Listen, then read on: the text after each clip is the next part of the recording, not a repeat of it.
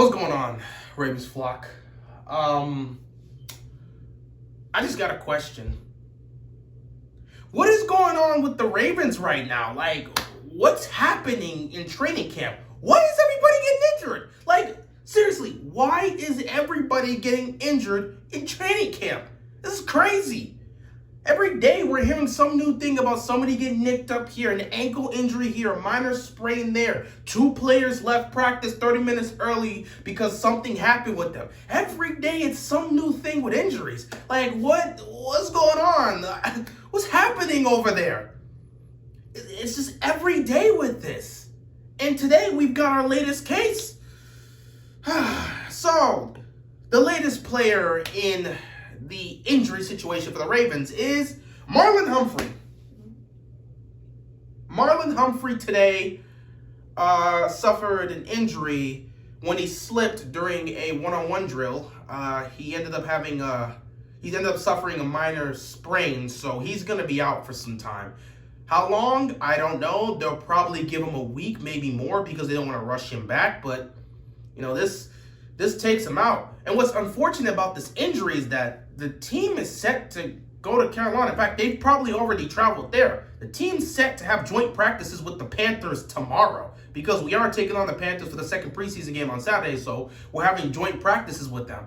So I doubt he even went along with them. We're probably not going to see him for at least a week, depending on how severe the injury is. I just don't know. They said it was nothing too severe, but you don't want to try and risk throwing him back in after suffering a sprain. You might want to give him a couple days. So it may be a week before we see Humphrey on the field again. So that is unfortunate. But yeah, we do have joint practices with the Panthers, and now Humphrey cannot be a part of that because of his injury.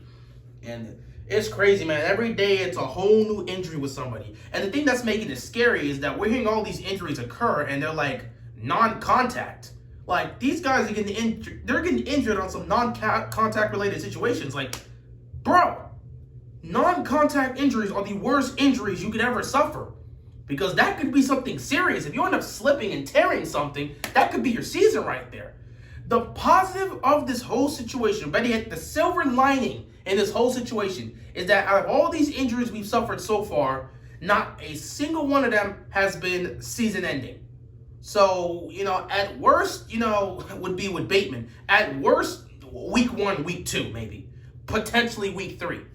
But, you know, if everything goes well with Bateman, he might be set to go week 1, though. I would probably say week 3. That's my guess. Week 3, week 4 is when he's coming back. More towards the end of September. But that's the worst one out of all of these. Everyone else, you know, are minor injuries that should be fine by the time the regular season starts. It's unfortunate that this is happening because all these guys are missing practice time.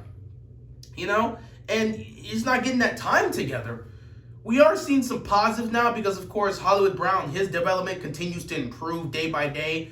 And we're hopeful that, you know, eventually he will be back just before the regular season starts so he can get some more reps with Lamar Jackson. So that is a benefit. And the offensive line is slowly getting healthy and healthier. More guys were able to practice today. So, like, that starting O-line is slowly getting healthy and healthier. So if we can get that set at least before the regular season, we should be good with that, though I just don't know. At the end of the day, with all these injuries, I just do not know how the Ravens are going to look week 1. Because, like, so far, Lamar has not really gotten to practice that much with his, you know, his main guys. Thankfully, you know, he's had time with Mark Andrews. Obviously, that's cool. But, you know, Hollywood Brown's not there. Boykin's not there. Bateman's not there. You know, it's unfortunate, but we'll manage to survive. Duvernay and Prochet are continuing to put in work. And at the end of the day, you know, it's unfortunate they're there, but this gives Duvernay and Prochet an opportunity to gain more chemistry with Lamar Jackson and get themselves some more reps. And hopefully they'll get to see more time on the field because they're getting more chemistry with Lamar Jackson, especially with Prochet, because that guy needs to be on the field for third down. This guy does not drop passes. Third and short, we got to see Prochet out there. But yeah, you know, Lamar's out there not working with his entire offensive line and missing some of his receivers. It's unfortunate, but I just don't know how this passing game is going to look. That's why I said for the first half of the season, I wasn't expecting injuries, but I knew there was going to be some kinks. And sometimes, you know, with training camp, you know some injuries are going to be there, so you kind of got to gauge that. But I didn't think it'd be this bad for us. Man. But yeah, that's why for me, I said the passing game's probably not going to get going until the later half of the season. Like, give it like the first 4 to 5 games to get itself set up because I don't know, sometimes just things don't work out the way you want it to. And in this situation, that may very well be the case because it may take the first 4 to 5 games for them to get in sync because they're not having this time to practice in training camp. Especially with Lamar and Bateman, he may be back week 3, week 4, so it may take a little while for that connection to work out. Sammy Watkins is going to have to be the guy, which, again, is unfortunate because, again, he's also... Oh, my God. This is just terrible. Everyone's just getting taken out. I actually have some concern right now because I know all of them are going to be back. None of this is anything severe, so that's a positive. And, of course, knock on wood, just making sure everything stays that way. Hopefully nothing severe happens to our guys. We want them to get healthy and be back on the field practicing and playing to the best of their ability. But at the same time, it's like, with them missing all this time practicing and in training camp, how is the offense going to look? Defense, they'll be fine. Most of their guys haven't been affected. It's really just been the offense. How is this offense supposed to look?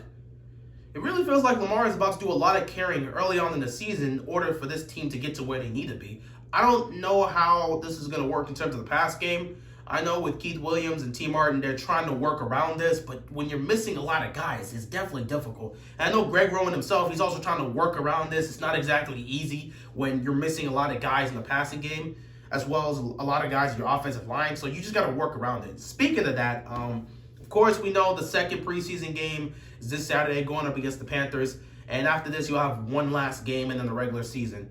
They actually discussed it today involving, Lamar Jackson and him potentially playing in the second preseason game. Now, last week I did talk about Lamar potentially playing in this first preseason game, though, it was unlikely because they didn't want to risk it with most of his offensive line out, and just there's no reason to have him play in the first preseason game. But I was like, they could potentially throw him out there because, he is just getting back, and some game time would definitely help out. And I still believe that may be the case, so they might throw him out this week. So they did talk about that, and they actually talked about the offensive line. Since everyone's not back yet, how does that fare in terms of Lamar potentially playing in the preseason or playing this next game? Does the offensive line factor into that decision? And they said it's not the main decision, but it definitely does play a factor. So I'm sure they're going to figure this whole situation out. I feel like the joint practices are going to determine whether or not they want to see Lamar play in the second preseason game. If they feel like everything they've seen from the practice from Lamar these next couple of days is like, cool, we got what we needed, we don't need to throw Lamar out there, then we won't see him in the second preseason game. But, if that's not the case, they may just throw him out there. But who knows how it's going to look now, especially because, McSorley is also gone for the preseason, so it's just like, Huntley's getting that job. But I just don't know what's going to happen. Maybe they may play Lamar, maybe they won't. Who knows what's going to happen with that. I just have some concerns about these injuries, man.